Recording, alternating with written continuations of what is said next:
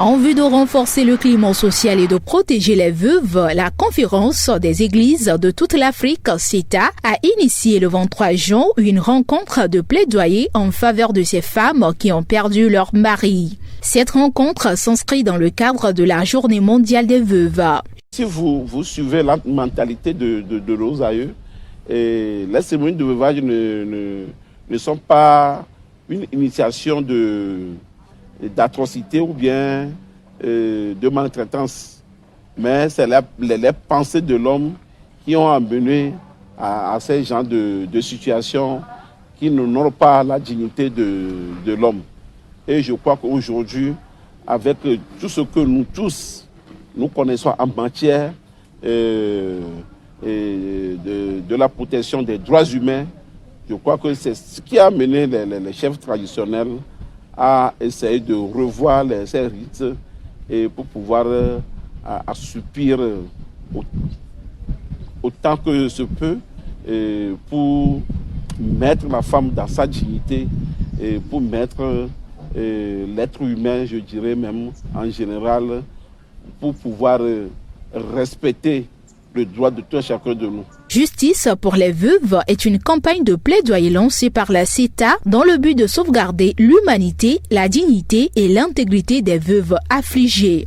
Nous constatons au niveau des familles, dans la société, que les veuves sont marginalisées, elles sont devenues très vulnérables. Donc l'Église essaie de les accompagner. Ce jour, nous avons essayé d'inviter un certain nombre de veuves pour les accompagner avec un kit. En raison de certaines normes de croyances culturelles, de nombreuses veuves, en particulier dans certaines communautés africaines, sont soumises à des pratiques déshumanisantes qui les privent de leurs droits et de leur dignité. Ce que la CETA est en train de faire, c'est vraiment bénéfique pour toutes les veuves et les veuves. Si je peux dire comme ça. Parce que être veuf ou veuve, c'est vraiment difficile. C'est une situation que nous n'arrivons pas à supporter. Bien qu'il y a des veuves, il y a des veuves vulnérables. Et sincèrement, quand on les voit, c'est pénible.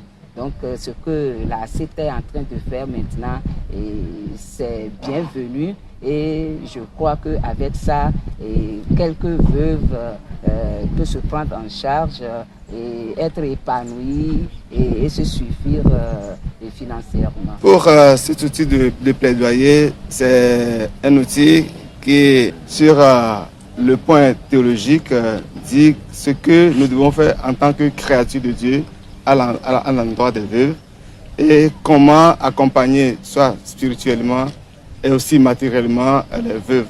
Plusieurs femmes ont témoigné de ce qu'elles vivent au quotidien, surtout dans un environnement où plusieurs sont confrontés au refus de l'héritage et des droits fonciers, l'expulsion du domicile du défunt mari, des rites culturels humiliants et la stigmatisation. Cette rencontre est un soulagement pour ces femmes et en espoir de vivre un lendemain meilleur.